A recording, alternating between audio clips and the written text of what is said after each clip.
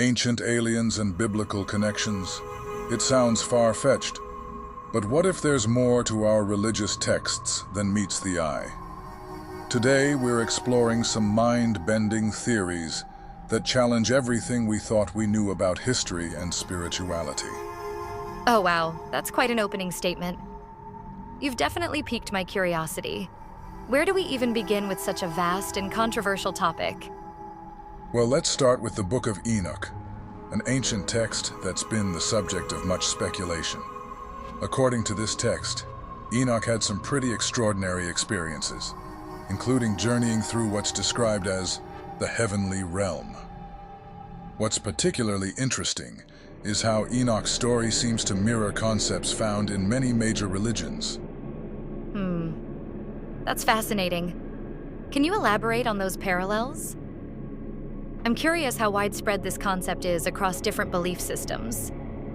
Absolutely. We see this idea of a divine figure leaving Earth and promising to return in Judaism with Elijah, Christianity with Jesus, and Islam with the Mahdi or Muhammad. Even Hinduism has a similar concept with the return of Vishnu. But here's where it gets really intriguing. Some researchers are suggesting that these divine returns might actually be referring to extraterrestrial visitations. Whoa, that's quite a leap.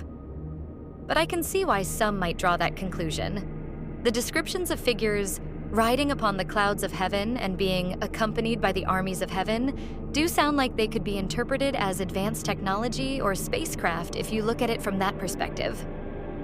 Exactly.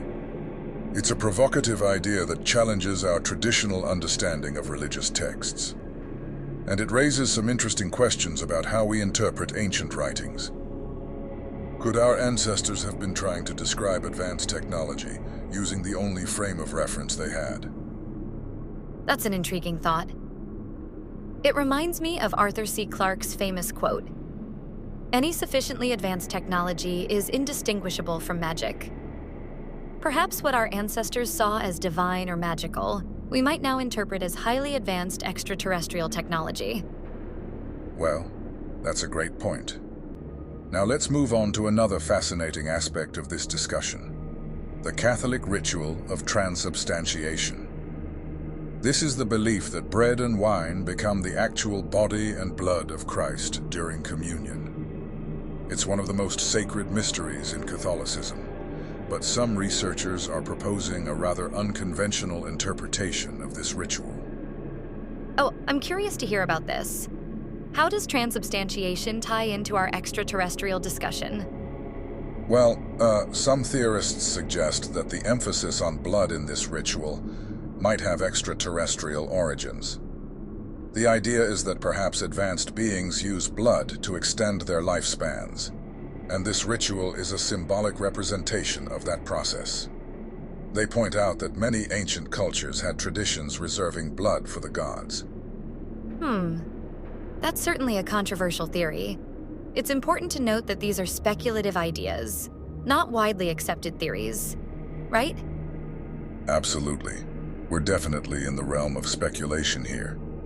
But it's fascinating to consider how ancient rituals and beliefs might be interpreted through this lens.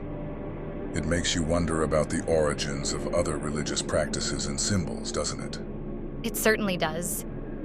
And speaking of ancient artifacts with supposed mystical properties, what about the true cross? The cross on which Jesus was allegedly crucified. Ah, yes. The relic supposedly discovered by Helena, mother of Emperor Constantine. According to legend, it had miraculous healing powers. Some researchers wonder if these kinds of relics might contain some sort of extraterrestrial energy we don't understand. What are your thoughts on that? Well, it's an interesting concept to consider. Throughout history, people have attributed special powers to physical objects associated with spiritual figures. Could there be more to this than just faith and placebo effects? It's hard to say definitively. You know, it really is. And it raises questions about the nature of these supposed energies. If there is something special about these relics, is it something inherent in the object itself, or could it be some kind of residual energy left behind by highly advanced beings? That's a fascinating question. It makes you wonder about the power of belief and the possibility that there might be energies or forces at work that we don't yet comprehend with our current scientific understanding. Absolutely. And speaking of pushing the boundaries of our understanding, let's talk about the fascinating technology we heard about, the multispectral imaging system developed by Ken Boydston. This is where things get really exciting in terms of potentially uncovering new information about our past. Oh yes, I was really intrigued by this part. Can you explain a bit more about how this technology works? Sure thing. So this technology can reveal text that's invisible to the naked eye, even on badly damaged documents. It works by taking multiple images of an object under different colors of light, then combining these images to reveal details that aren't visible under normal conditions. It's like unlocking hidden messages from the past. That sounds incredible. What kind of applications does this technology have for historical research?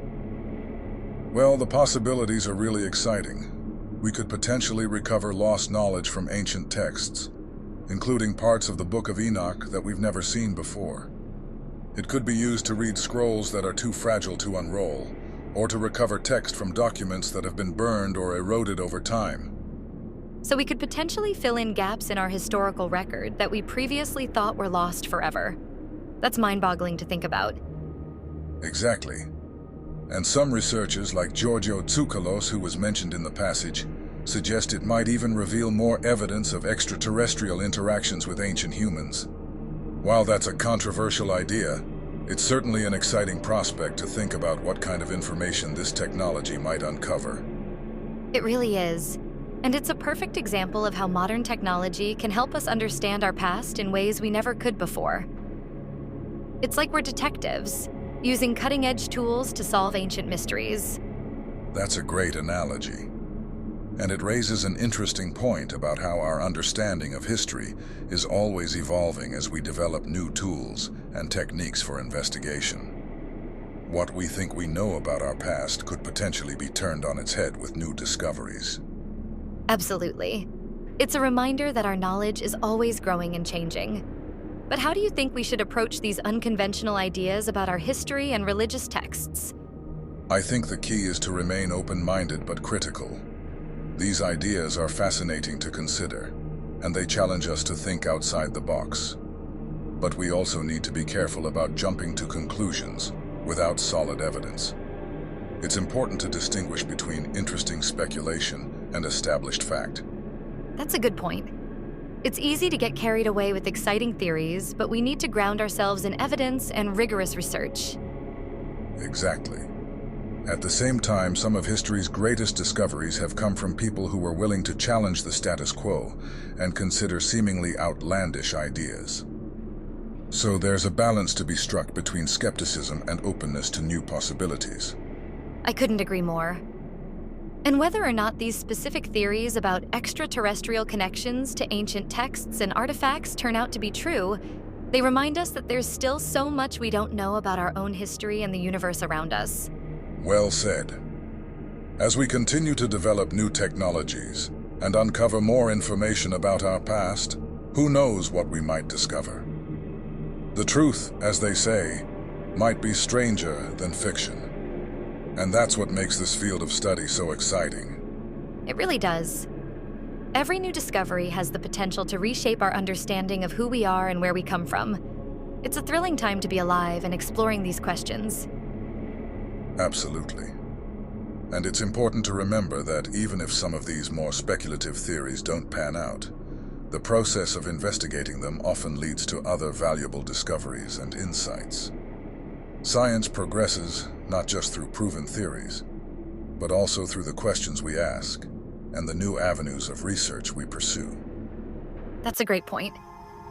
Even if we don't find evidence of ancient aliens, we might uncover other fascinating aspects of our history and culture that we never knew before. Exactly. And that's really the heart of scientific inquiry.